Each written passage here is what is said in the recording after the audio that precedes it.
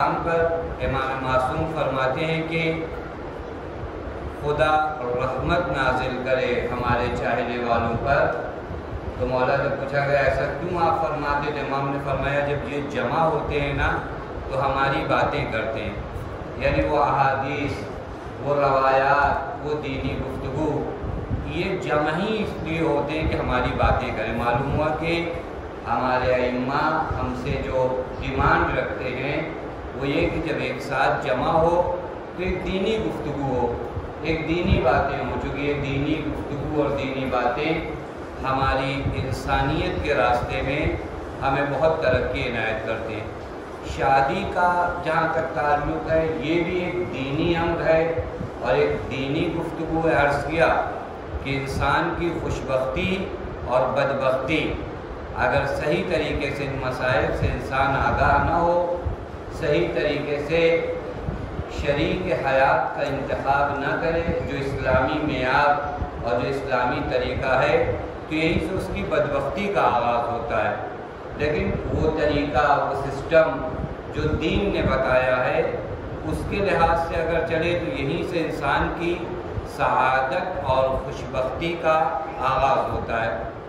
ایک چیز، چونکہ آج پہلا یہ جلسہ ہے، کچھ باتیں مقدمتاً عرض کر دیں، چونکہ ہمارے یہاں اس طرح کا ماحول نہیں ہے کہ بیٹھ کر آرام سے گفتگو ہو، لہذا اب یہ تو ہے کہ آپ بھی کم آشنا ہیں اس طرح کے ماحول سے اور میں بھی کم آشنا ہوں، کیونکہ ہم لوگوں کی عادت بھی ممبر پہ بیٹھ کر ایک طرف سے باتیں کرنے کی ہیں، لیکن باتیں ہر دو طرف سے ہوں، لہذا یہ ماحول میں نہیں کہتا کہ ہو سکتا ہے بہت بڑا نتیجہ دے کر جائے، لیکن کم از کم یہ ہے کہ پہلا قدم اٹھانے والوں میں ہمارا شمار ہو۔ دیکھیں بہت سی چیزیں ابتدائی عمر میں لگتا ہے کہ نہیں یہ کامیاب نہیں ہونے والے، جو اپنی طاقت، اپنے پاور کو دیکھتے ہیں، لیکن وہیں پر اگر آپ خلوص کی دولت سے مالا مال ہوں تو پروردگار عالم اس عمر میں کیا کرتا ہے؟ طاقت دیتا ہے۔ بہت سے ابتدائی کام 4، 2، 1 افراد سے شروع ہوئے، لیکن اخلاص کی بنیاد پر ہزاروں اور سینکڑوں کی تعداد میں وہ تبدیل ہوئے، لہذا اس کی کوئی فکر نہ کرے۔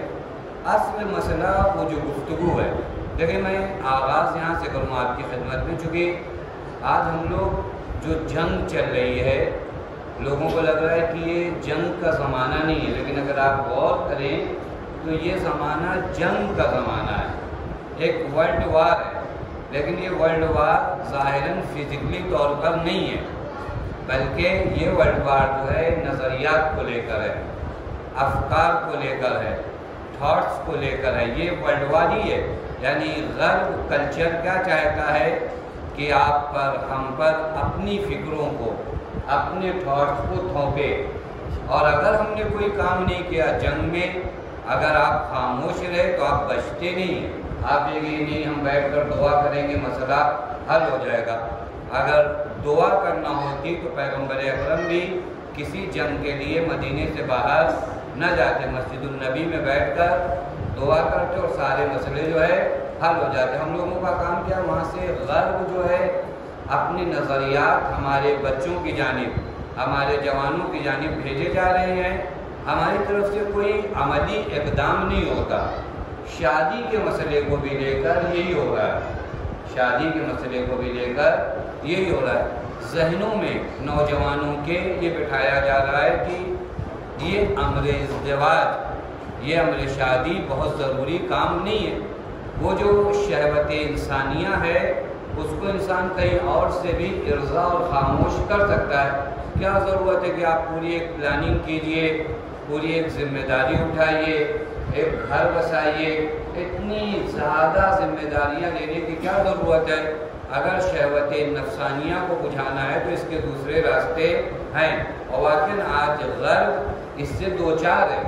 وہاں پر ارضائے غریزہ نفسانی کو بجھانے کے لیے زنا، فسق و فجور کو عام کیا گیا، اور باقی شادی اور میرج کی کوئی ضرورت نہیں کہ اتنا بڑا انتظام کیا جائے، لڑکی کی آپ ذمہ داری لیجئے، پھر بچے ہوں، پھر ان کی ذمہ داری، پھر ان کی پڑھائی۔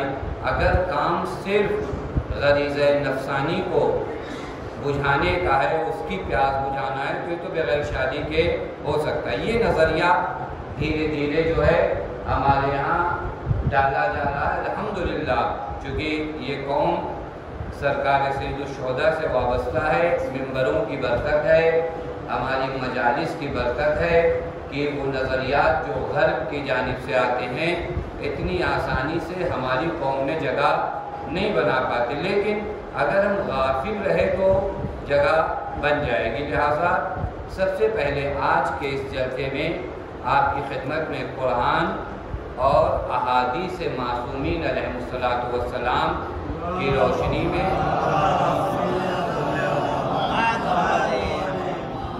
امر نکاح اور امر ازدواج کے فضائل بیان کر دیں تاکہ وہ بنیاد جو ہے بن جائے، جو گھر بلا رہا ہے کہ اس کا کوئی فائدہ نہیں ہے۔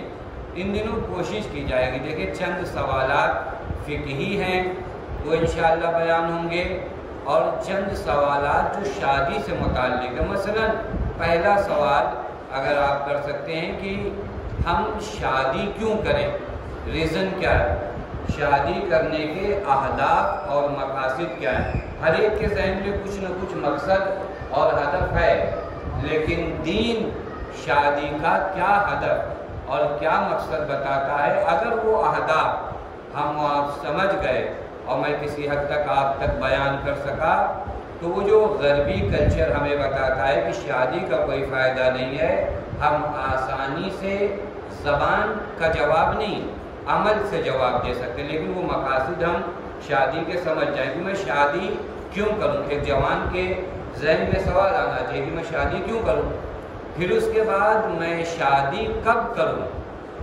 کیوں کروں، کب کروں، پھر اس کے بعد میں شادی کیسے کروں۔ یہ بھی ہمارے یہاں کا ایک اہم مسئلہ ہے کہ کبھی کبھار شادی کے انتظام کے لیے جس کی شریعت نے کہیں آپ سے ڈیمانڈ نہیں کی ہے، جب بھی یاد رکھیے گا، میں آپ کی خدمت میں عرض کروں، جب بھی زندگی کے کسی بھی منزل پر ہم ناکام ہوئے ہیں وہ اس وجہ سے کہ ہم دین سے دور ہوئے۔ جو حدود پیغمبر اور آل پیغمبر نے بیان کیا، جب ہم اس حد کو پار کرنے لگے وہیں پر ہم ناکام ہوئے۔ اور بعضوں کو سمجھ میں آتا ہے کہ پیغمبر نے ایک مرتبہ ایک ٹکڑی کو درے میں کھڑا کیا تو کہا تھا یہاں کچھ بھی ہو جائے تم اوپر سے نہ آنا ورنہ شکست ہوگی، تو سمجھتی ہے بس اسی زمانے کے لوگوں کے لیے تھا، نہیں ہمارے لیے بھی یہی ہے۔ آج بھی پیغمبر کا قول فرمان یہی ہے کہ اگر تم اس سے ہٹے جو دین میں معین کر کے جا رہا ہوں تو یاد رکھنا تمہیں شکست ہوگی۔ شادی کیسے کرے میں بھی یہی پرابلم ہے۔ کبھی بار ایک ماں باپ، بھائی، بڑے بھائی، بہن، یہ بیچارے شادی کیسے کریں کو لے کر اس قدر پریشان ہو جاتے ہیں، اس قدر پر انتظامات میں، جبکہ دین نے کہیں پر یہ ڈیمانڈ آپ سے، ہم سے، کسی سے نہیں کی۔ بعض جائز کام کو نا کبھی اتنا سخت بنا دیا جاتا ہے کہ حرام اس کی نسبت آسان لگتا ہے۔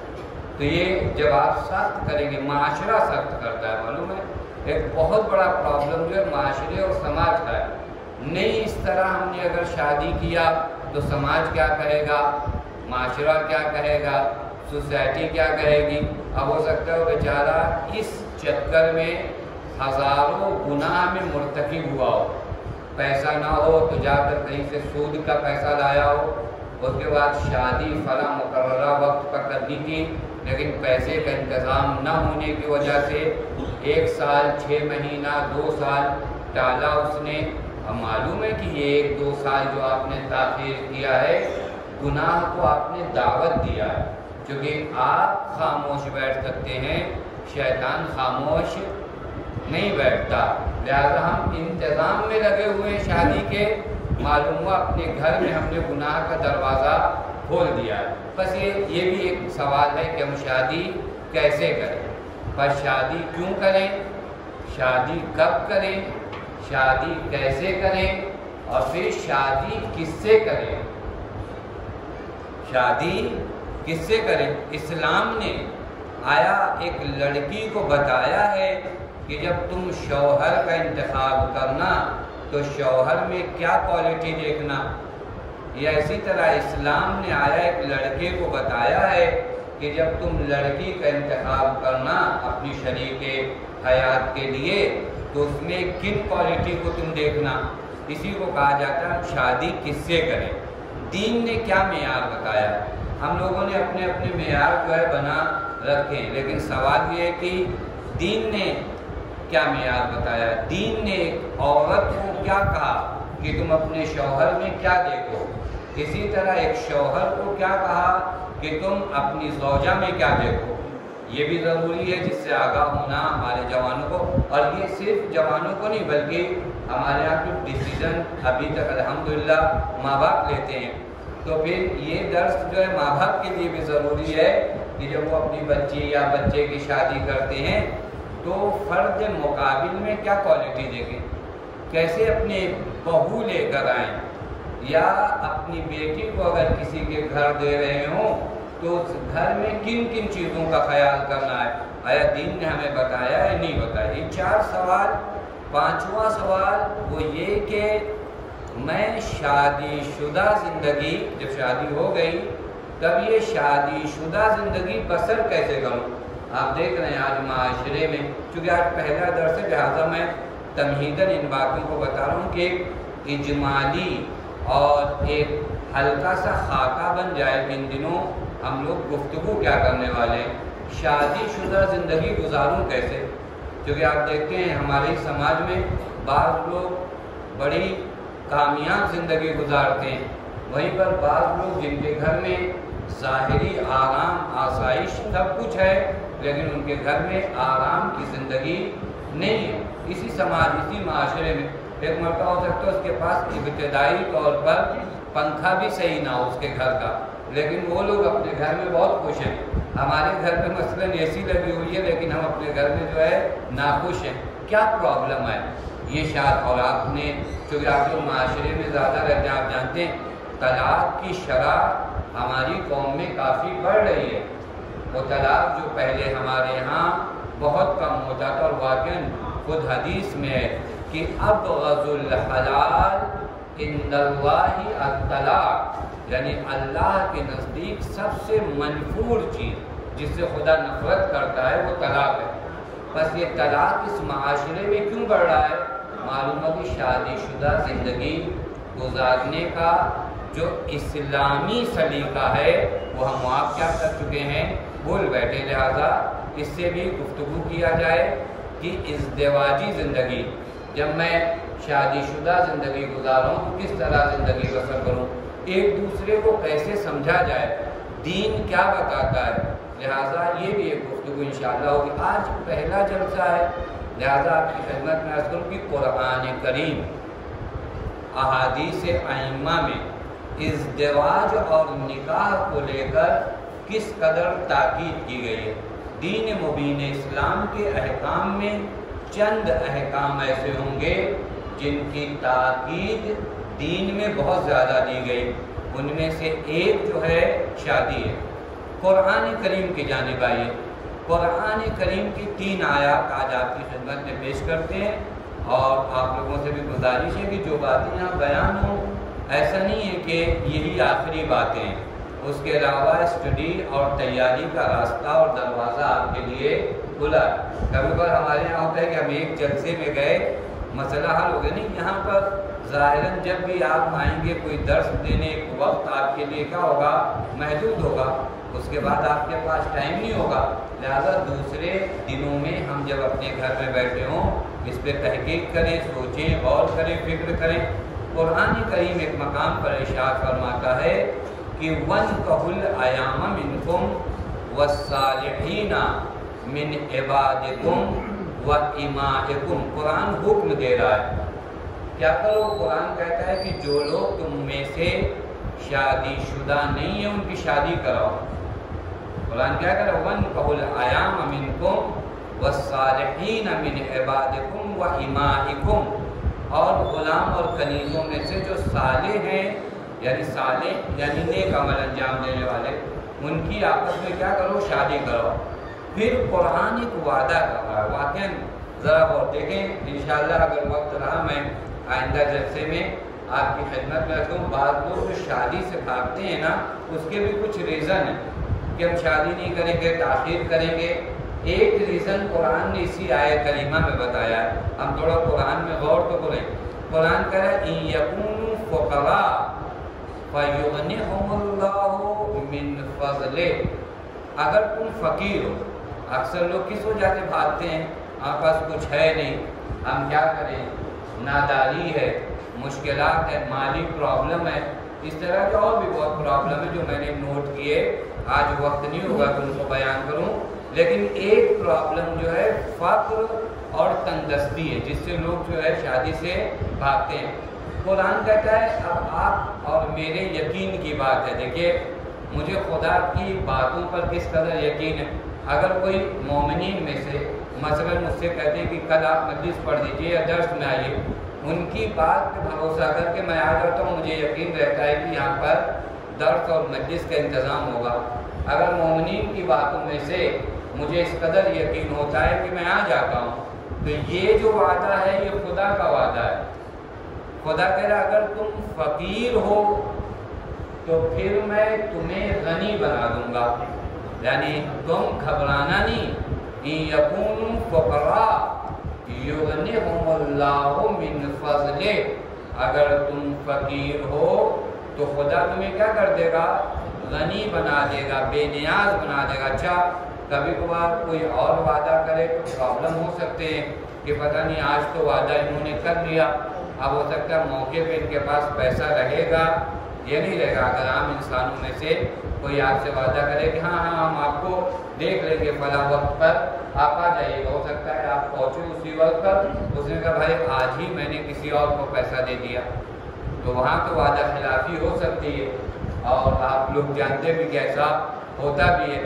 لیکن خدا اگر کہہ رہا ہے کہ یغنیہم اللہ، تو معلوم ہے کہ خدا کے پاس کوئی مجبوری آنے والی نہیں ہے، یا ہے کسی کے ذہن میں کہ نہیں خدا بھی ہو سکتا ہے دے گی نہیں، آج کل بازار جو ہے صحیح نہیں چل رہا ہے، مندی ہے، ابھی بزنس میں لاس ہے، ایسا خدا کے یہاں تو کچھ بھی نہیں ہے نا۔ خدا غنی ہے، ہماری حاجات خدا کی بارگاہ میں کوئی معنی ہی نہیں رکھتی۔ اس خدا نے جس نے پورے اس کائنات کو خلق کیا، اور یہ خدا کی قدرت کا ایک نظارہ ہے، نہ کہ تمام قدرت خدا کا نظارہ ہے۔ وہ خدا وعدہ کرتا ہے یغنیہم اللہ، خدا تمہیں بے نیاز کر دے گا۔ اور معلوم ہے کہ اگر میں اس مقصد کے تحت اور یقین کے ساتھ امر ازدواج اور شادی کی جانب جاؤں کہ میرے اللہ تو نے وعدہ کیا ہے اور اب میں تیرے وعدے کے مطابق، تو یاد رکھے گا پروردگار عالم خلف وعدہ نہیں کرتا۔ لہٰذا ایک بھاگنے کا جو طریقہ ہوتا ہے تو کیا کریں، ہمارے پاس نہیں، قرآن کہتا نہیں شادی کرو، معلوم ہوا کہ غنی ہونے کا، بے نیاز ہونے کا ایک راستہ کیا ہے، قرآن کہتا ہے شادی کرنا، یغنیہم اللہ من فضلہ۔ اور قرآن کی بعض آخر کے جو جملے ہوتے ہیں نا بڑے ریلیٹڈ ہوتے ہیں، ہمارے یہاں ترجمے میں چونکہ سمجھ میں نہیں آتا، یہاں پر قرآن کا واللہ واسع علیم، اللہ وہ ہے جو واسع بھی ہے، جب آپ تندرستی کا شکار ہو نا تو اللہ گشائش پیدا کرتا ہے، راستے کھولتا ہے۔ آپ کو مجھے نہیں لگتے کہ راستے کھل جائیں گے، کیوں؟ اس کی مثال شاید میں نے کبھی آپ کی خدمت میں دیا تھا۔ فرسٹ فلور پر میں بیٹھ کر کتنا دیکھ سکتا ہوں، بہت کچھ دیکھوں گا، اطلاق میں دیکھوں گا، لیکن اگر آپ اسے سیکنڈ فلور پہ لے جائیے تو اور دور تک دیکھتا ہے، تھرڈ فلور پہ لے جائیے تو اور دور تک دیکھتا ہے، ٹیرس پہ جا کر اسے پورا مورا نظر آتا ہے۔ ہم لوگ بہت نیچے کی سطح پہ ہوتے تو ہم کو لگتا ہے ان سے مانگا، ان سے مانگا، ان سے مانگا، انہوں نے منع کر دیا۔ اب مجھے لگتا ہے کہ سارے راستے کیا ہو گئے، بند ہو گئے، تو مجھے لگتا ہے کیونکہ میں بہت نیچے ہوں، لیکن خدا اگر وعدہ کرتا ہے تو وہاں سے تمہارے لیے اسباب فراہم کرے گا جہاں تک تمہاری نگاہیں نہیں گئی۔ اور بہت ہوتا ہے ہماری اور آپ کی زندگی میں، ہم یاد نہیں رکھ پاتے، لیکن ہماری اور آپ کی زندگی میں ایسا بہت ہوتا ہے جہاں مجھے لگا کہ اب کام کیا ہو گیا، تمام ہو گیا، لیکن وہیں پر پروردگار عالم نے میرے لیے گشائش پیدا کی۔ بس ایک آیت کریمہ جو تشویق کرتی ہے کس کی جانب، شادی کی جانب، اسی طرح دوسری آیت میں قرآن کریم ارشاد فرماتا ہے وَمِنْ آیَاتِهِ أَنْ خَلَقَ لَكُمْ مِنْ أَنفُسِكُمْ أَزْوَاجًا، خدا کی نشانیوں میں سے ہے آیت خدا، توجہ فرمائے معمولی چیز نہیں، خدا کی نشانیوں میں سے ایک نشانی کیا ہے کہ اس نے تمہارا جوڑا تمہیں میں سے قرار دیا ہے، یعنی ایسی ذات کو جوڑا بنا کر تمہارا بھیجا جس سے تم مانوس ہو، کہیں الگ سے جوڑا نہیں آیا، تمہاری صنف سے آیا، وہی انسانوں میں سے تمہارے لیے جوڑا قرار دیا۔ کیوں؟ قرآن یہاں پر بھی اگر آپ قرآن کی آیت کریمہ میں دیکھیے تو غرض بیان کیا لِتَسْكُنُوا إِلَيْهَا، یہ کس لیے؟ تاکہ تمہیں سکون حاصل ہو سکے۔ معلوم ہوا کہ شادی اور امر ازدواج انسانی زندگی میں جو اضطراب بے چینی ہے، آج آپ دیکھ لیجیے کس قدر بے چینیاں معاشرے کو لیے ہوئے ہیں، یہ شادی کیا کرے گا؟ لِتَسْكُنُوا إِلَيْهَا، تمہارے وجود میں سکون و آرامش لے کر آئے گا۔ بس اس آیت کریمہ میں بھی غور کرنے کی ضرورت ہے۔ میں تمام آیت کا ترجمہ نہیں کروں کیونکہ وقت بہت تیزی سے گزر رہا ہے، اور وہ 10 ریزن آپ کو انشاءاللہ آج کے جلسے میں بیان ہو جائے تو بہتر ہے۔ پھر ایک مقام پر قرآن کیا کہہ رہا ہے؟ کہہ رہا ہے وَإِنْ خِفْتُمْ أَلَّا تُسْقِطُوا فِي الْيَتَامَى فَانكِحُوا مَا طَابَ لَكُم مِّنَ النِّسَاءِ مَثْنَىٰ وَثُلَاثَ وَرُبَاعَ، اگر تمہیں اس بات کا خوف ہے کہ تم یتیموں کے ساتھ انصافی نہ کر سکو تو جو عورتیں تمہیں پسند ہیں ان میں سے تم کیا کرو؟ شادی کرو۔ یعنی ان تمام آیات میں آپ دیکھیں قرآن کریم کس جانب ہمیں متوجہ کرا رہا ہے؟ امر ازدواج کی جانب، بس قرآن کریم امر نکاح، امر شادی کی جانب متوجہ کراتا ہے۔ دوسری طرف سے اگر آئیے بارگاہ ائمہ میں، بارگاہ نبی میں، تو ان احادیث میں بھی عجیب واقعہ امر ازدواج کے لیے عجیب روایات ہیں کہ جہاں پر انسان غور کرے، فکر کرے تو انسان حیرت میں ہو جاتا ہے۔ ایک مقام پر پیغمبر اکرم صلی اللہ علیہ وسلم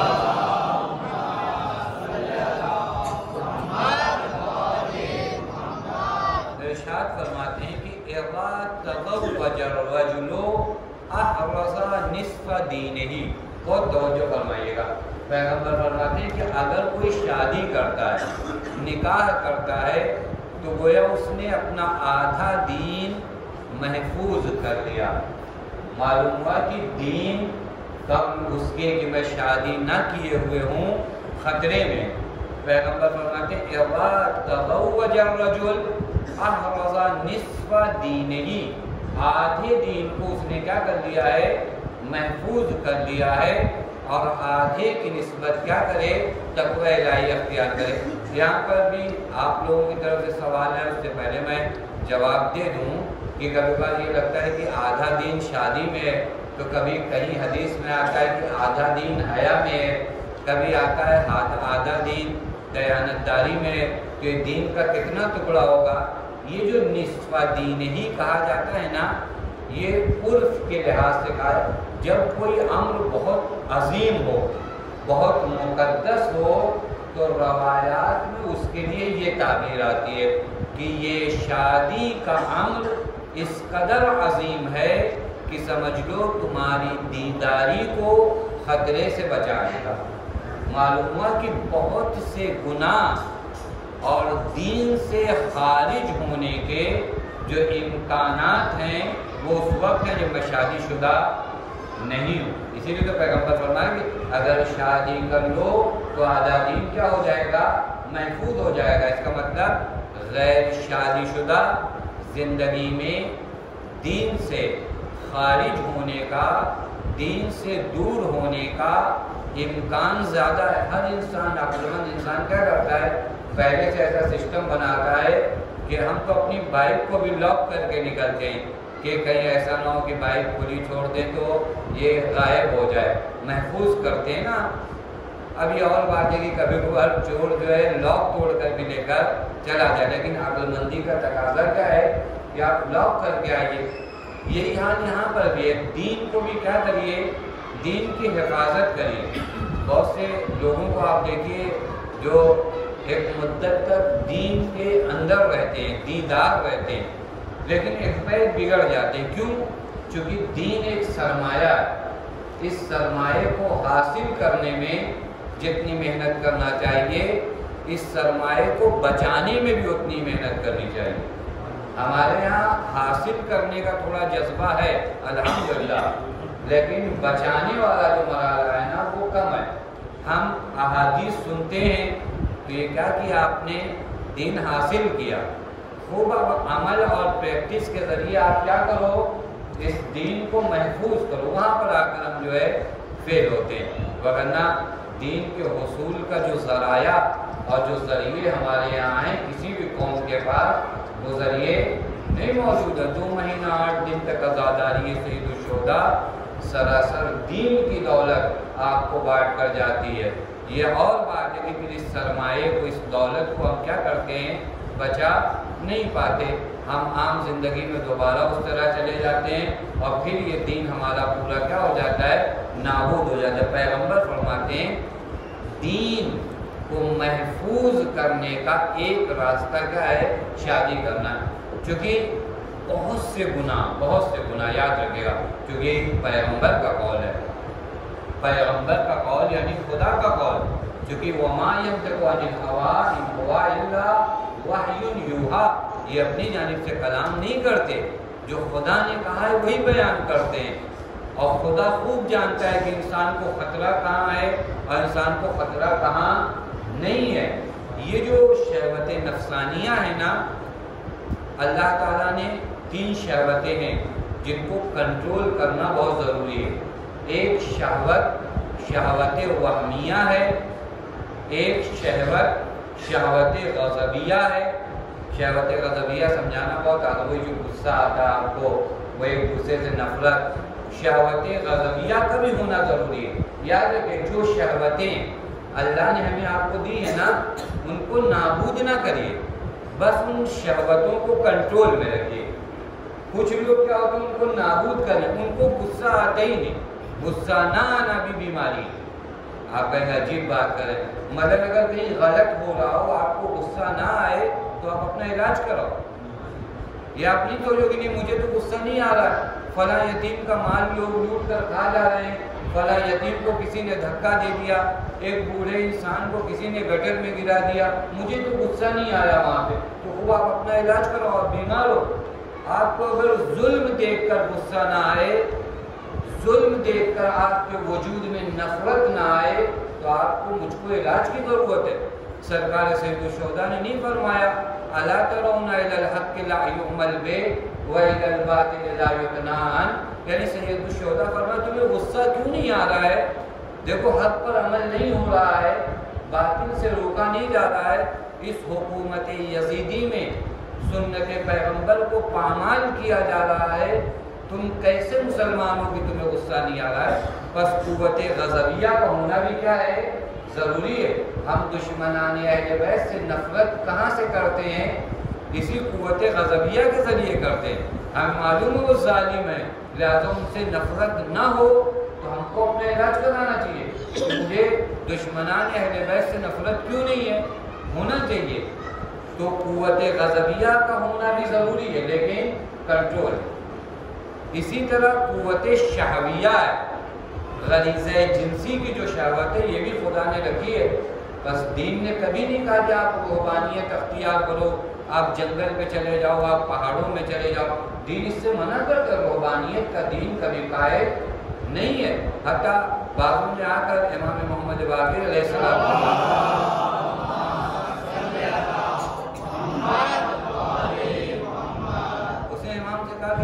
شادی نہیں کرنا چاہتی، خاتون تھی، امام نے فرمایا کہ اگر شادی نہ کرنے میں فضیلت ہوتی تو شہزادی زہرا سلام اللہ علیہ شادی نہ کرتی،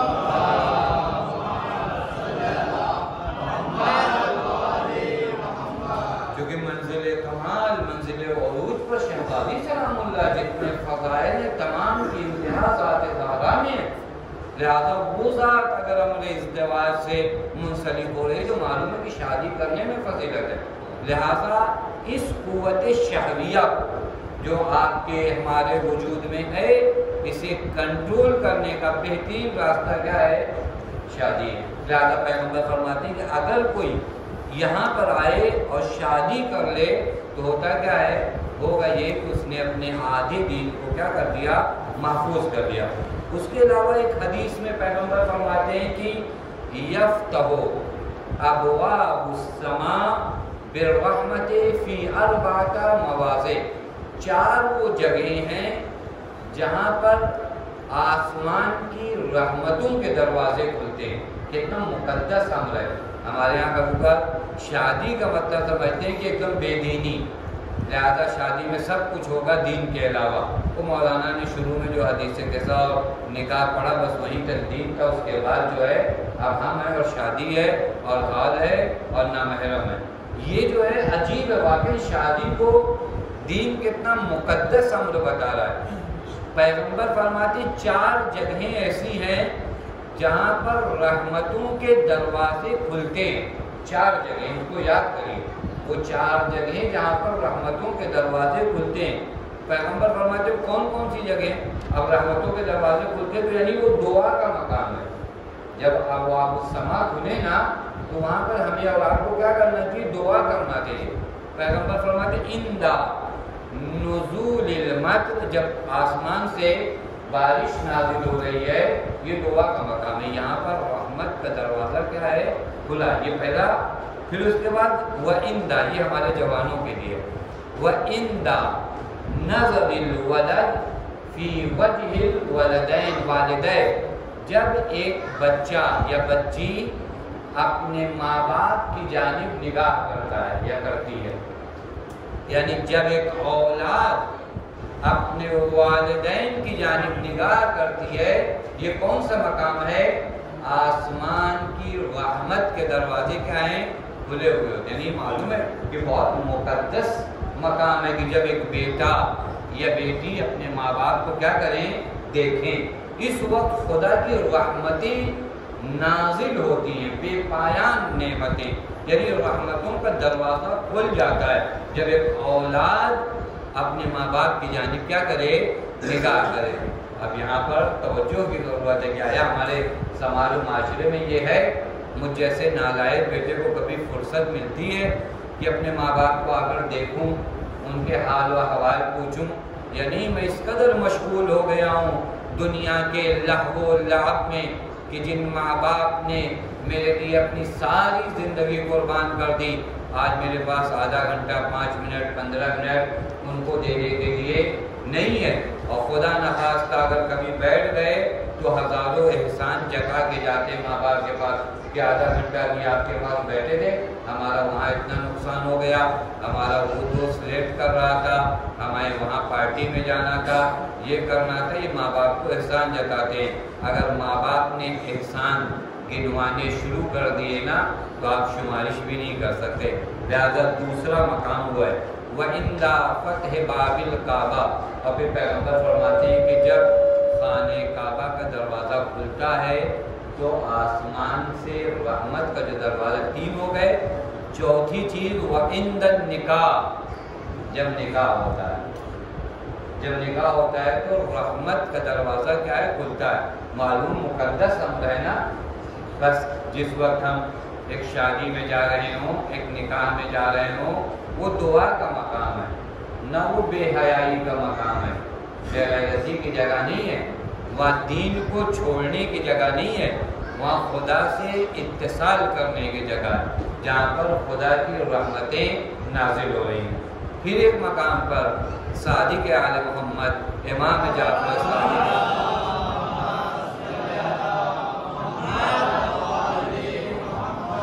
ارشاد فرماتے ہیں کہ من ترک التزویج، میں نے عرض کیا کہ ابتدائی احادیث عرض کر دیا جائے تاکہ وہ جو غرب کے کلچر سے آدھا کہ نہیں شادی کا کیا فائدہ، شادی کیوں، یہ امر مقدس اتنا ہے کہ امام فرماتے ہیں من ترک التزویج، جس نے شادی کو ترک کیا، فقد اساء اللہ بالظن، امام فرماتے ہیں فقد اساء الظن باللہ، جس نے شادی کو یہ سوچ کر ترک کیا مخافت الفقر، میں نے عرض کیا تھا کہ بہت لوگ اس نعمت سے کیوں محروم ہوتے، کریں گے تو کہاں سے پیسہ آئے گا، اس کو لگ رہا تھا کہ اب تک وہی چلا رہا تھا اپنا خرچہ۔ دیکھیں ہماری وحدانیت میں فرق کیا آتا ہے، ہم سمجھتے ہیں کہ اپنا خرچہ جو ہے، اپنا رزق ہم چلاتے ہیں تو ہم کو لگتا ہے کہ اب کیا ہوگا، جب تم اپنی طاقت کے لحاظ سے دیکھتے ہو تو ہمارا تمہیں کم نظر آئے گا، لیکن اگر شروع سے تمہیں یہ یقین ہو کہ اب تک میرا خرچہ میرا خدا دے رہا تھا، میرا رزق میرا خدا دے رہا تھا، تو تمہیں خوف فقر و فاقہ نہیں ہوگا۔ امام فرماتے ہیں جو خوف فقر سے یعنی فقیر ہونے کے خوف سے شادی کو ترک کرتا ہے فقد اساء الظن باللہ، تو گویا اس نے خدا سے سوء ظن رکھا۔ جیسے کہ ہم لوگ ایک دوسرے کی نسبت انہوں نے کو یہ کہا، یعنی ان کی بات کا بھروسہ نہیں ہے۔ امام فرماتے ہیں گویا اس انسان نے کیا کیا ہے، خدا سے سوء ظن رکھا ہے۔ کیوں؟ امام نے اس بھی بیان کیا، وہی آیہ کریمہ جو ابھی آپ کی خدمت میں بیان کیا، امام نے اسی آیہ کریمہ کو کوٹ کیا۔ امام فرماتے ہیں ان اللہ عز وجل یقول ان یکونوا فقراء یغنیہم اللہ من فضلہ واللہ واسع علیم، جب خدا نے خود کہہ دیا کہ تم شادی کرو ہم تمہیں بے نیاز کریں گے، اب اگر تمہیں ڈر ہے کہ شادی کے بعد کیا ہوگا، پیسہ کہاں سے آئے گا، گویا کہ وعدہ خدا پہ تمہیں بھروسہ نہیں، لہذا ان امور کو ائمہ اطہار نے بیان کیا۔ ایک بات اور عرض کر دوں ایک حدیث کو، اس کے بعد اگر وقت رہا تو وہ چند ریزن آپ کی خدمت میں بیان کر دوں۔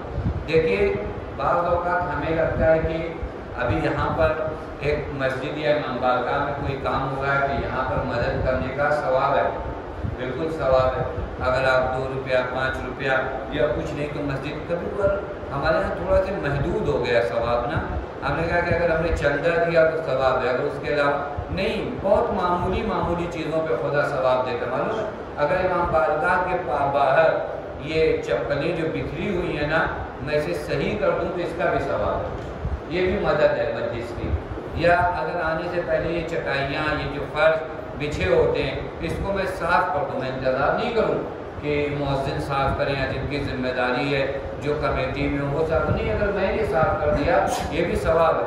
تو جو فرما رہے ہیں اسی طریقے سے روایت میں ہے کہ اگر کوئی انسان امر شادی میں یا امر ازدواج میں لوگوں کی مدد کرتا ہے، مدد کا معنی اس کیا کہ ایک مرتبہ مدد کیسے ہوتی ہے، پیسہ دے گا، لیکن یہی طریقہ فقط مدد کا نہیں ہے، میں آپ کے ساتھ باورچی کے یہاں جا سکتا ہوں، میں آپ کے جو حال میں جہاں پر کر رہا ہوں وہاں پر جھاڑو لگا سکتا ہوں، یا اس طرح سے خرید و فروخت یا بہت سے کام جو یا کم از کم 2 لڑکے لڑکی والوں سے بات کرا سکتے ہیں، سب مدد کے دائرے میں آتے ہیں۔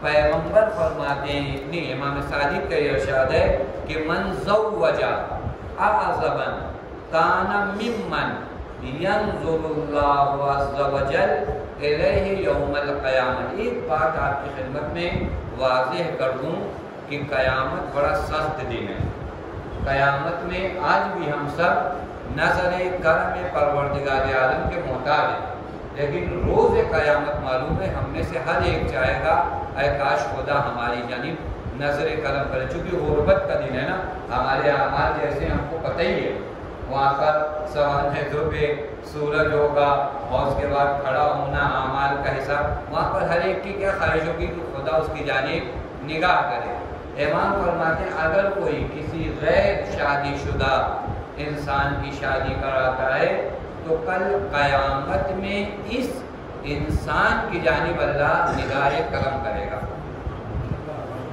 دیکھیں یہ ثواب ہوا یا نہیں ہوا، یہ بھی ایک سماجی کا کام ہوا یا نہیں ہوا، اور اس کے بعد اس کا فائدہ اب آپ کہیں ان کی شادی ہم نے کرایا تھا لیکن آج ان کو پہچانتے، وہ نہ پہچانے، آپ نے ان کے لیے ان کی شادی نہیں کرایا، آپ نے خدا کے لیے کرایا، اور اس بات کو یقین رکھیے کہ خدا آپ کو پہچانے گا، کل قیامت کے دن خدا جو ہے آپ کی جانب نگاہ کرے گا، اور خدا کی نگاہ یاد رکھے گا، نگاہ خدا جو قیامت میں تم پر پڑنے والی ہے، یہ نگاہ تمہیں جنت تک لے جانے والی ہے۔ لہذا یہ اہم کام ہے۔ یا ایک مقام پر ارشاد ہوتا ہے کہ 3 چیزیں ہیں، ثلاثۃ یستظلون یظل عرش اللہ یوم القیامہ یوم لا ظل لہ رجل زوج اخاہ المسلم۔ قیامت کے دن سائے کا بڑا پرابلم ہے، سائے کا بہت پرابلم ہے۔ اور چونکہ سایہ کے ہم لوگوں کے ذہن میں جو ہے نا ویسی دنیا والا سایہ، وہ اس عالم میں کوئی گیا نہیں تو ہم لوگ کیا جانیں کہ وہاں کے سائے کا معنی کیا ہے۔ لیکن اتنا آپ کو معلوم ہو کہ اس سائے کی ضرورت بہت ہے۔ یہ تو معمولی سا سورج دھوپ آپ نے کبھی کوئی اندازہ لگایا ہوگا، یہ شہروں میں تو تھوڑا کم پتہ چلتا ہے، لیکن تھوڑا میدانی راستوں میں جائیے، دیہاتوں میں ایک مدارس تک بہت اہم ہوتا تھا کہ اگر کہیں پیڑ آ جائے تو لوگ وہاں تھوڑی دیر بیٹھ کر آرام کرتے تھے، اور ایک عظیم نعمت ہوتی تھی کہ بھائی سایہ مل گیا۔ تو جو ہے نا اس دھوپ کے ماحول میں وہ قیامت کا منظر یاد کریے جہاں پر کوئی سایہ نہیں ہوگا سوائے سایہ خدا کے۔ خدا کا سایہ کوئی جسمانی سایہ تو ہوگا نہیں، یعنی وہی لطف ہے خدا۔ وہ سایہ کن لوگوں پہ پڑنے والا ہے؟ امام معصوم فرماتے 3 لوگ ہیں، 3 لوگ۔ وہ 3 لوگوں نے رجل زوج اخاہ المسلم، پہلا انسان جس پر خدا کا سایہ ہوگا، ظل الہی ہوگا، یعنی عرش الہی کا سایہ جس پر ہوگا، وہ کون ہوگا؟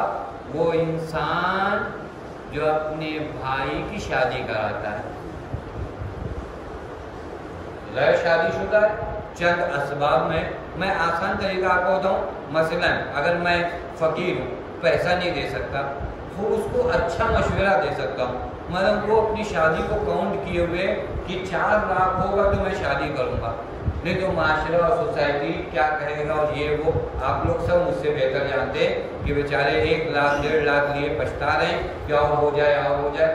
خوب میں اس کو مشورہ دے سکتا ہوں، کیا ضرورت ہے بھائی اتنے ڈیکوریشن کی، کیا ضرورت ہے، سماج ہے، معاشرہ ہے، ہم کو اپنے نبی کی بات دیکھنا ہے، اپنے امام کی بات دیکھنا ہے۔ انہوں نے آیا ہم سے ایسی ڈیمانڈ کیا ہے کوئی کہ اس ٹائپ کا کھانا ہوگا تبھی شادی ہوگی، ورنہ شادی ہونے والی نہیں۔ اگر میں اس کو کانے کر دیا اور اگر میں نے اس کو سمجھا دیا تو یہ بھی ایک مدد ہے۔ اتنا تو میں کر سکتا ہوں نا، اتنا تو اسے سمجھا سکتا ہوں نا۔ اس سماج و معاشرے کو تمہیں دیکھنا ہے یا پیغمبر اور رسول کو تمہیں دیکھنا ہے؟ پیغمبر کی بیٹی کی شادی کس طرح ہو یا اماں کی شادی کس طرح ہو، انہوں نے ازدواج نہیں کیا، خوب اس طرح اگر کانے کر کے وہ شادی جو 2 سال بعد وہ سیونگ کرتا اور پیسہ جمع ہوتا، وہ اگر آپ نے 2 سال پہلے کرا دی تو یاد رکھنا کل عرش الہی کے سائے میں قیامت کے دن کھڑے ہو، کل عرش الہی ہوگا اس کے سائے میں۔ عرش الہی کے سائے میں کھڑے ہونے کا معنی سمجھ رہے ہو؟ عرش الہی کے سائے میں کھڑا ہونا یعنی یوم الحسرہ، قیامت کا ایک نام کیا ہے؟ یوم الحسرہ۔ لوگ حسرت کریں گے یہ کیا ہوگا یہ کیا ہوگا، اور جب انسان عرش الہی کے سائے میں کھڑا ہوگا تو نہایت مطمئن ہوگا کہ میں کہاں کھڑا ہوں؟ عرش الہی کے نیچے کھڑا ہوں۔ لہٰذا یہ وہ مرحلہ ہے جہاں پر ہمیں اور آپ کو دوسروں کی مدد کرنا چاہیے۔ اب ایک سوال اگر آپ لوگوں کا اگر کوئی سوال ہو یہاں تک بیان کریے، وقت زیادہ نہیں رہا ہے، تو یہ مجلس نہیں ہے، یعنی کچھ ذہنی سوال ہو، اور یہاں سلونی کا دعویٰ بھی کچھ نہیں ہو۔ سلونی کا دعویٰ صرف مولا نے کیا تھا، اس کے بعد جس نے بھی کیا وہ جھوٹا نکلا یا اس کے سلونی کے دعوے کی پول کھل گئی۔ یہ اہل بیت علیہ السلام ہے وابستہ کہ وہ دعویٰ کر سکے جو ان کا علم جو ہے علم لدنی ہے۔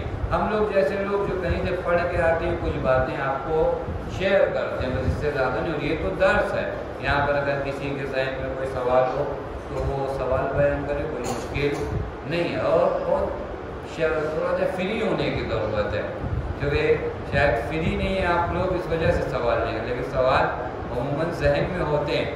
اگر ایسا رہے جیسے کبھی بار ہوتا ہے، عرض کر دیں کہ کبھی ایسا ہوتا ہے کہ سوال ہے انسان سامنے سے نہیں پوچھنا چاہتا، تو ایک یہ بھی کیا جا سکتا ہے کہ لکھ کے اپنا سوال جو ہے آئندہ جلسوں میں اسی دوران آپ بھیج دیجئے، ہم خود وہ سوال جو ہے پڑھ لیا کریں۔ بہت سے لوگ ہوتے ہیں جن کے ذہنوں میں سوال ہوتا ہے، سامنے سے نہیں پوچھتے، حالانکہ سامنے سے پوچھنے میں بھی کوئی حرج نہیں ہے، ایک سلوات پڑھے محمد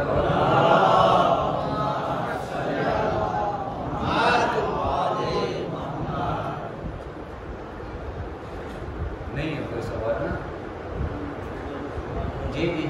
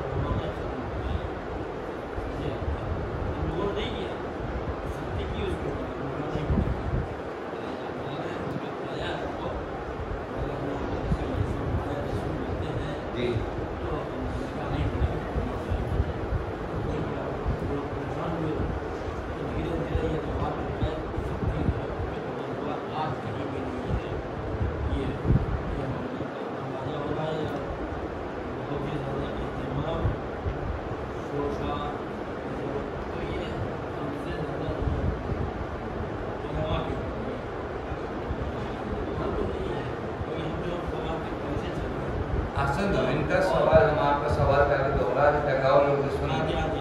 ان کا سوال یہ ہے کہ کوئی سوال کیا ہے ایک مشورہ ہے کہ اس سے پہلے جو ہے علماء نے کام کیا تو واقعی ایک بات ان کی 100% صحیح ہے کہ اس مقام پر علماء نے کام کیا تھا. ایک زمانے میں بہت سی چیزیں رائج تھیں, علماء نے سختی کیا, مسئلہ حل ہوا. اور آج بہت سی چیزیں ہمارے یہاں شادیوں میں وہ غلط رسم و رواج جو ہے نہیں ہے. یہ بالکل صحیح بات ہے, آج بھی یہ کام ہونا چاہیے. لیکن شاید یہ میرے بزرگ ہیں, لیکن اطلاعاً عرض کر دیں کہ کبھی بھی کوئی کام علماء تنہا نہیں کر پائے. یعنی میں آپ کی خدمت میں ایک مثال دوں تو شاید بات واضح ہو جائے.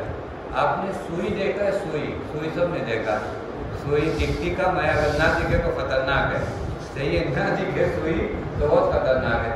یہ سوئی ہے, اس سوئی میں دھاگا ہوتا ہے. آپ 100 سوئی جمع کر لو لیکن دھاگا نہ ہونا تو کوئی بھی کپڑا سلتا نہیں. سوئی اور دھاگا جب ملتا ہے تو کیا ہوتا ہے, کپڑا سلتا ہے. سوئی آپ 100 لاؤ اور یہ سوئی لگاتے رہو, یہ سوئی کوئی بھی کپڑا سی نہیں پاتی. علماء اور عوام کا جو تعلق ہے وہ سوئی اور دھاگے والا ہے. یہ سوئی دھاگے, بڑے سے بڑے زخم جو ہے سوئی دھاگے سے سلے جاتے ہیں. بڑے سے بڑے کپڑے کا ہوتے سوئی دھاگے. دھاگا اکیلے ہو وہ بھی کچھ نہیں سل پاتا, سوئی اکیلے ہو تو وہ بھی کچھ سل نہیں پاتی.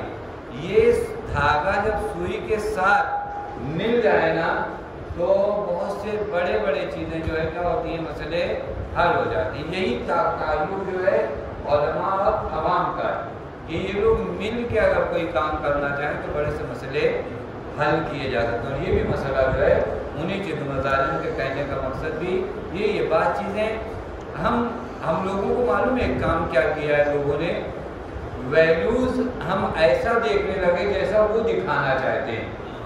ہم خود اپنی اسلامی ویلیوز کو بھول گئے. ہمیں غرب کے کلچر نے یہ بتایا کہ تم جتنے ڈیکوریشن کے ساتھ شادی کرو گے اتنی بڑی شادی مانی جائے گی.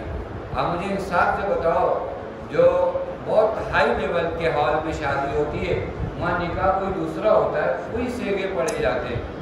جو ہے مسجد میں بیٹھ کر وہ سیگے پڑے جاتے ہیں. آج کا امر ازدواج وہی تھا.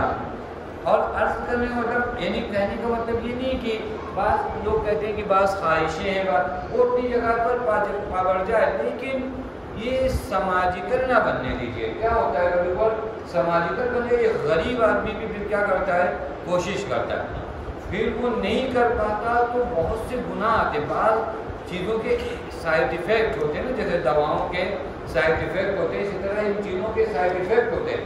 پتہ چلا وہ شادی کے انتظام میں لگا. واقعا آپ دیکھیں ایک ماں باپ کے جب بچیاں بڑی ہوتی ہیں, کیونکہ ہمارے معاشرے میں بچوں کی نسبت اتنی فکر مند نہیں ہوتے, لیکن جب بچیاں بڑی ہوتی ہیں تو ماں کے چہرے پر ہوا بوڑھی ہوتی ہے، باپ بھی بیچارہ انتظام میں لگا.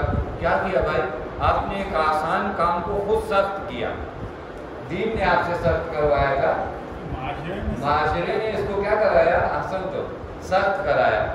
اب ہوا کہ آپ شادی کا انتظام، یعنی آپ دیکھ لیجئے ایک گھر میں جہاں شادی پڑی ہو، مجھے ساتھ میں آپ کو ایک دو چیزیں بتاؤں جو سائڈ ایفیکٹ ہے، انشاءاللہ بحث آئے گی. تو مثلاً آپ کے گھر شادی پڑی، اسی سال ایک بچے کا ہائی اسکول کا امتحان تھا. کیا وہ اس بچے کا بیچارے کا وہ شادی کی نظر ہو گیا، اس کے ہائی اسکول کا امتحان جو ہے شادی کی نظر ہو. کیونکہ ہم لوگوں نے اتنی رسم و رواج بڑھائی ہے، اتنا سسٹم بڑھایا. اب وہ مہمان ہے، اب آنا جانا ہے، آج یہاں جانا ہے، کل وہاں جانا ہے، کل ایسے آنا ہے. اور وہ بیچارہ کب پڑھے؟ اچھا بچے تو ماشاءاللہ خود بھاگتے ہیں پڑھنے سے، وہ آپ نے اس کو انتظام کر کے رکھا ہے کہ ہاں بیٹا جو ہے شادی ہے، جاؤ تم کو کیا کرنا ہے، تم کو یہ سامان لانا ہے، وہ سامان لانا ہے. وہ اس کا کیا ہوا؟ آپ کی شادی دین نے جبکہ آپ سے ایسا ڈیمانڈ نہیں کیا تھا. دین نے کہا تھا کہ بچے کی تربیت اور تعلیم پر کیا کرنا؟ غور کرنا، دقت کرنا. دین نے یہاں حکم دیا تھا. دین نے نہیں کہا تھا کہ شادی کے لیے 6 مہینہ پہلے تم کیا کرنا؟ انتظام کرنا. پڑھائی جس کے لیے دین نے کہا اطلبوا العلم من المہد الی اللحد، کہ پڑھائی جو ہے گہوارے سے قبر تک ہونی ہے، اس کو آپ نے کیا کر دیا؟ سائڈ میں ہٹا دیے. شادی جو ہے فوکس میں آ گئی. نتیجہ کیا نکلا؟ رزلٹ نکلا تو بڑی مشکل تھے. لڑکا پاس ہوا. لڑکے کا پاس ہونا ہنر نہیں ہے، لڑکے کا اچھے نمبر سے پاس ہونا ہنر ہے. کبھی بار ہم خوش ہیں کہ ہمارا لڑکا ہائی اسکول میں پاس ہوا، یہ کون سی بات ہے کہ پاس ہوا؟ اس کے ایسے حالات ہم پیدا کریں کہ وہ اچھے نمبر سے پاس ہو. پتہ چلا وہ معلوم ہے، میں اپنے جوانوں سے عرض کروں، یہ 10ویں میں جو پرابلم آتے ہیں نا، یہ پوری عمر آپ کے ساتھ رہتے ہیں. آپ کہیں جاب پہ جاؤ، آپ کہیں انٹرویو دینے جاؤ، آپ کا مارکس 10ویں میں کتنا تھا، تو مسکرا کے کہنا پڑتا نہیں وہ اٹھا کے نہیں تھا اور یہ تھا اور یہ تھا. اب وہ پورا کام اس کا خراب.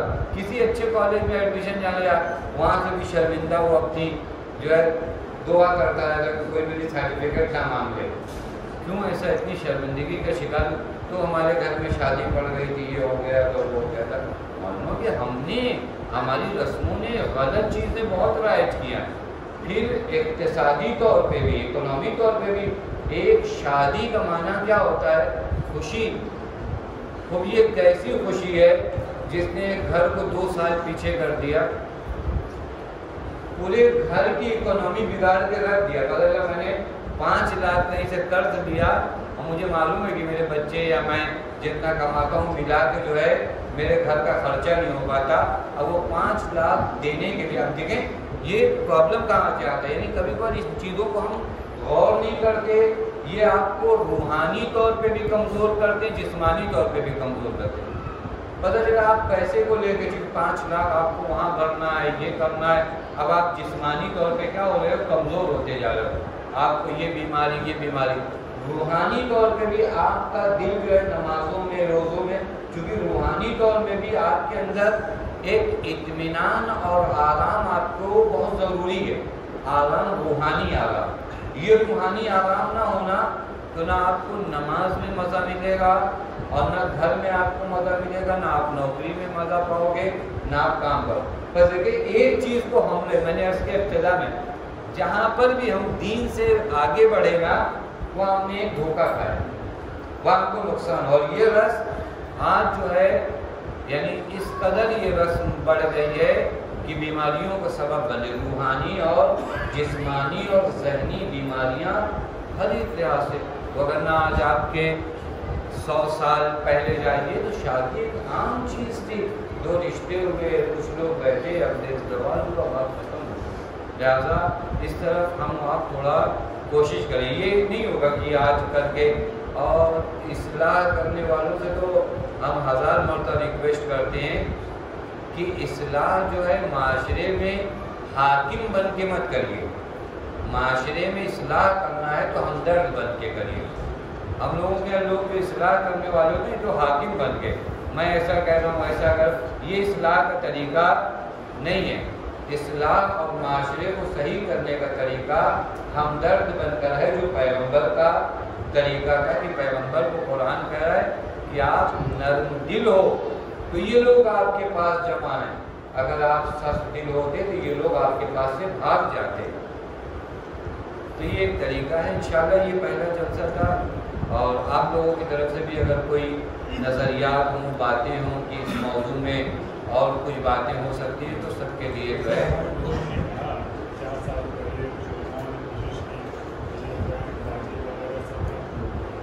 یہی نظریہ یہ ہے کہ تھوڑا سا علماء اس پر زور دیں جی تاکہ یہ جو ہماری فضول رسمیں ہیں شادی بیاہ میں اس میں بڑی دشواریاں ہیں، اور دونوں کو لڑکی والوں کو لڑکے والوں کو دونوں کو بہت سے ولیمہ خیر نہ کے برابر ہے، باقی اور سب چیزیں بہت اس میں ہیں، اور جیسے مہر وغیرہ ہے وہ سب بھی نہ کے برابر ہے۔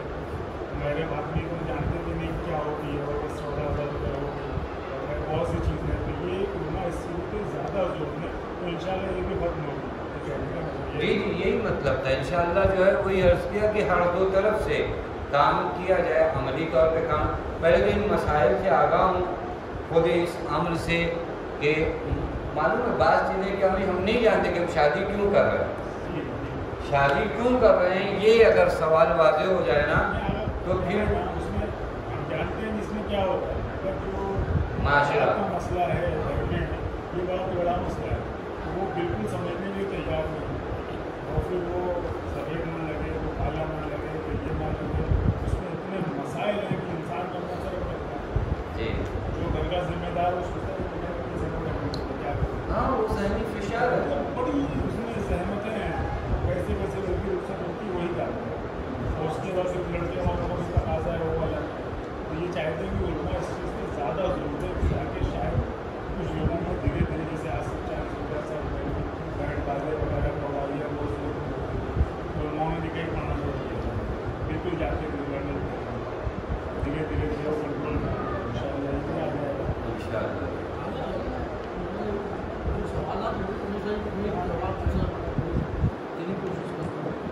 جو چیزیں ہوتی ہیں جو فتنہ اس لیے ہوتی ہے کہ ہم جو شادی میں کس کو بلائیں وہ بتا دیجیے کہ ہم نکاح کس کو شامل کریں، یہی چیزوں سے جو فتنہ پھیلتا ہے نا، ہم اپنے رشتے داروں کبھی رشتہ داروں کو شامل نہیں کرتے نکاح دعوت، ہم دور جاتے پیسے کو دیکھتے ہیں، جب بھی فتنہ پھیلتا ہے جب بھی ڈیکوریشن لاتے ہیں، جب بھی اسٹارٹر لاتے ہیں، جب بھی میٹھا لاتے ہیں، پان لاتے ہیں، جلیبی لاتے ہیں، سب کچھ لاتے ہیں، تو مسکینوں اپنے غریب رشتے داروں کو کرتے تو فتنہ نہیں کرتے، کیونکہ 40 کرتے تو عام کھانا بنا کے کھلا دیتے ہیں، اور شادیوں میں ایسا کرتے ہیں کچھ نہیں، لیکن نکاح بھی ایک بار دعوت ہوگی، ولیمہ بھی 40 بھی کرتے ہیں، تو کس کو دعوت دیں، اپنی شادیوں میں کس کو بلائیں، یہ بتا دیجیے آپ کہ شادی میں کس کو ہم دعوت دیں۔ ہمارے یہاں جو ہے ولیمے میں جو دعوت دینے کے لیے ہے دین میں وہ مومن ہے، ایمان شرط ہے، تو جو فرما رہے ہیں یعنی ایمان اور مومن اسے بلانا۔ مین بات معلوم ہے کیا ہے، مجھے یہ معلوم ہونا چاہیے کہ کن چیزوں کی وجہ سے ویلوز ہے، یعنی دینی ویلوز، دینی ارزش اور دینی وقت کو جب میں بھولتا ہوں نا تو مجھے نہیں سمجھ میں آتا کہ میں کیا کروں۔ دین کہتا ہے کہ اکرمکم عند اللہ اتقاکم، تم میں سے سب سے باعزت انسان کون ہے خدا کے نزدیک، جو سب سے زیادہ تقویٰ رکھتا ہے۔ دیکھیے یہ ویلو خدا نے بتایا، ہمارے یہاں کیا ہے اکرمکم کوئی اور ہے، تو یہ ہے انشاءاللہ جو ہے اس پہ دھیرے دھیرے کام ہوگا۔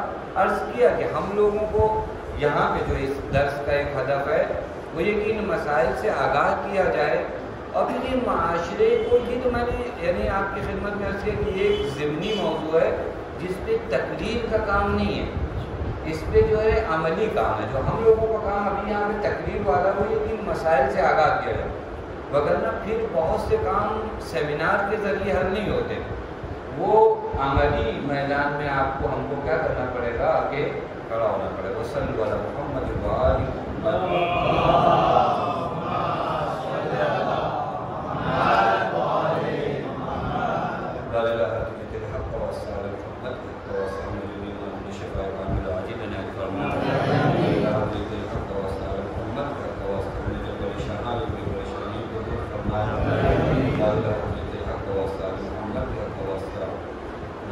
سب کی اس عبادت کو قبول فرما، حق کا واسطہ محمد کے واسطہ ہمارے جو جوان نوجوان اب تک شادی شدہ نہیں ہیں ان کے شادی کے اسباب فراہم فرما، ہمارے راضی دل حق کا واسطہ محمد کے حق کا واسطہ ہمارے امام کو ہم سے راضی خوشنود فرما، ہمارے راضی دل حق کا واسطہ محمد کے حق کا واسطہ ہم سب کو حج زہرا سے مشرف فرما، ہمارے راضی دل حق کا واسطہ محمد کے حق کا واسطہ معبود ہماری قوم کے بچوں کو، جوانوں کو، نوجوانوں کو ترقی عنایت فرما، ہمارے راضی دل حق کا واسطہ محمد کے حق کا واسطہ معبود تجھے بی بی زینب سلام اللہ علیہ کا واسطہ والد صاحب انصاف امام زمان کے ظہور میں تاکید فرما، نبی کے امان انصار کی شمار فرما، ربنا تقبل منا انک انت السمیع العلیم